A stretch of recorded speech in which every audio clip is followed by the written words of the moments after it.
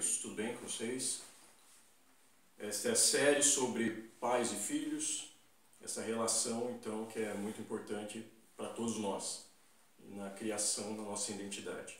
Agora falando um pouco sobre a questão inconsciente, nós já falamos sobre questões comportamentais, sobre o que falar, sobre o que não falar, algumas questões mais conscientes e concretas sobre a criação dos filhos. Agora eu quero trazer um pouco do tema inconsciente, a criação e daquilo que está dentro do campo inconsciente na criação dessas crianças, na formação mental delas. Então Jung é um psiquiatra, né? Foi um psicanalista, criador da psicologia analítica, foi um discípulo de Freud, mas depois se separou dele por algumas questões de ponto de vista. E ele se dedicou ao estudo dos mitos, aos arquétipos e ao inconsciente coletivo humano. E ele contribui muito tendo essa visão sobre os mitos e a mente humana e como o mito e a mente humana caminham juntos dentro dessa visão do inconsciente coletivo humano. Joseph Campbell também é um antropólogo que estudou muito essa questão, associando os mitos e como os mitos estão relacionados com a forma de pensar humana. Ou seja, a mente humana ela é mítica e trabalha com símbolos. Então a minha mente, a sua mente trabalham com símbolos. Ela é mítica, trabalha com mitos. Mitos são símbolos dos tipos de comportamentos do ser humano. E percebe-se nessa linha de pensamento alguns mitos que são refletidos e se associam na relação familiar e na construção da identidade do filho. E dentro disso eu trago 3 análises de 3 mitos. O mito cristão, acerca de Jesus. Eu quero aqui falar que eu não estou falando contra nenhum tipo de crença, apenas estou trazendo dentro de uma visão mítica, analisando, interpretando de uma forma diferente. Mas eu não estou anulando. Se você acredita em Jesus ou vai na igreja, não há problema algum, não estou desacreditando nisso. Bom, na imagem bíblica cristã, Deus projeta seu plano sobre seu filho e o entrega como sacrifício pelo cumprimento de seu desejo. E o filho, por sua vez, como herói, obedece sem questionar, sacrificando a si mesmo.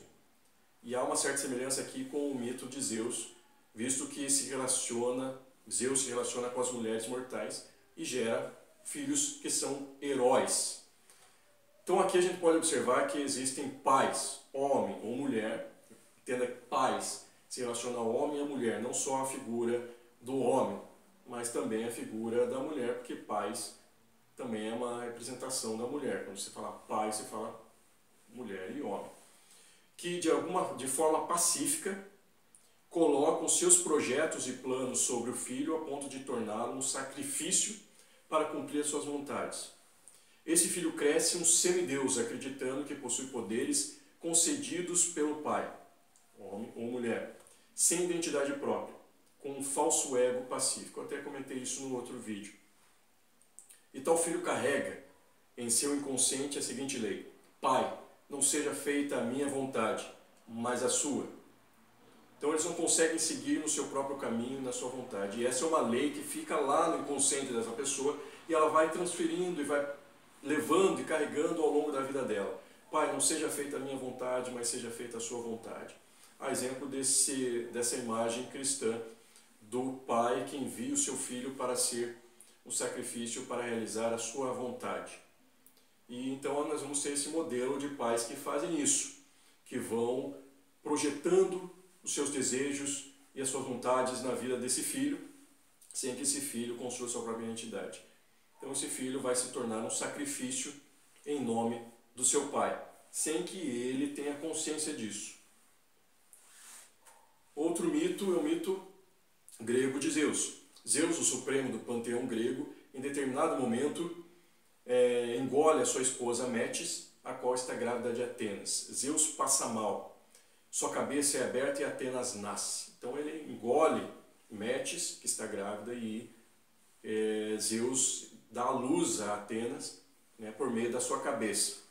E nesse mito existe um pai, então, um homem, uma mulher, com um ego masculino, ou seja, com ânimos, com o arquétipo do ânimos, que é a força da decisão, da autoridade. Ele tem um ânimos inflado, ele tem um poder de domínio, ele é um dominador. Ele tem esse pai, ou um homem ou mulher, ele tem um complexo de Zeus, ele subjuga o seu cônjuge e gera um filho sem o afeto feminino, sem a ânima. Sem a ânima, que é a força que se volta para o interior, que se volta para a criatividade, se volta para a espiritualidade, que se volta para dentro de si. Ele cresce então sem isso e cresce frio, racional, estrategista, porque é o exemplo de Atenas, que nasce de Zeus, é a deusa da guerra, da estratégia.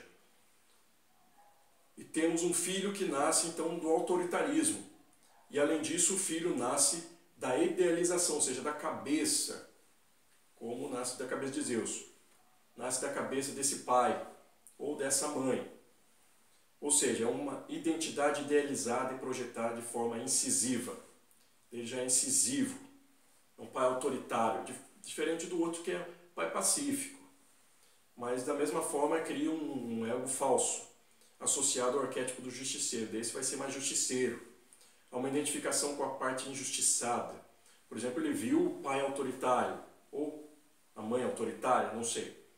Vamos falar que a mãe foi autoritária e subjugou o seu marido e criou esse filho sem o ânimos, sem a ânima.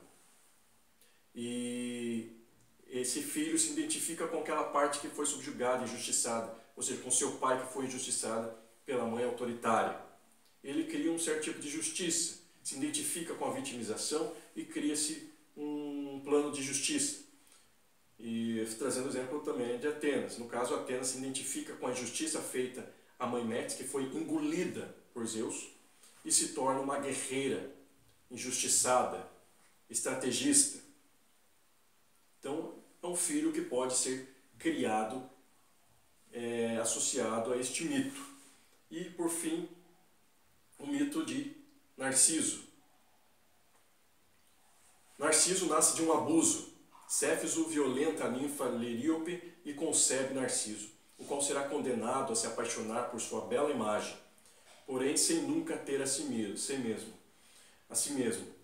Ele definha diante do seu reflexo num lago sem poder pegar a sua imagem.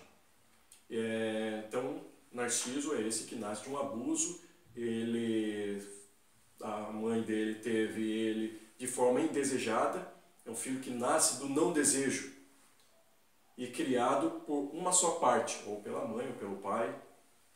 Então ele nasce do não desejo e é criado por uma só parte, ou pela mãe, ou pelo pai, ou pela avó, ou pelo avô. E ele se inflama, pois há um mimo, uma criação compensatória, porque querem evitar que essa criança continue sofrendo, porque ela já nasceu do não desejo, ela já sofreu uma separação dos pais e essa criança então vai crescer sendo compensada, vai sendo evitada a frustração, não vai ouvir não e se infla, porque ele é mimado e poucos limites são construídos. É uma imagem ilusória, ele cria uma imagem ilusória e elevada de si mesmo. Daí já é um self-inflado, que nós vamos ver no próximo vídeo algo sobre o falso ego e o self-inflado, que é a construção, está dentro do processo de construção da nossa identidade e da importância dos pais dentro desse processo. Então nós temos esses 3 mitos, que eu acredito que é importante nós compreendermos isso. Então nós temos o mito cristão, do pai que projeta sua vontade no filho de forma pacífica, o filho se torna um sacrifício vivo para realizar a vontade do pai e ele vai crescer com a ideia: Pai, seja feita a tua vontade e não a minha. Nós vamos ter o mito de Zeus, que é o pai ou a mãe que subjuga o seu cônjuge e dá à luz a um filho com um certo tipo de injustiça dentro de si, vai criar-se um justiceiro, um estrategista, que nasce da idealização desse pai ou dessa mãe que é autoritária, incisiva. Nós temos Narciso, que nasce de uma relação de um não desejo. Ele nasce de algo que não foi desejado. E tem uma criação compensatória, cria-se uma imagem elevada de si mesmo e uma imagem ilusória de si mesmo. E ele tem um self inflado. Ele vai sofrer na vida porque ele vai ter um tipo de comportamento infantil. Ele quer que o seu desejo seja cumprido como uma criança. Mas as pessoas não vão cumprir totalmente seus desejos. Vão dizer não para ele. Ele vai sofrer na escola, ele vai sofrer no trabalho, vai sofrer numa relação que não deu certo. Então, vai ter algumas questões aí. Ok? Então, no próximo vídeo, vou falar sobre essa questão do falso ego e do self-inflado. Então, até mais e um abraço.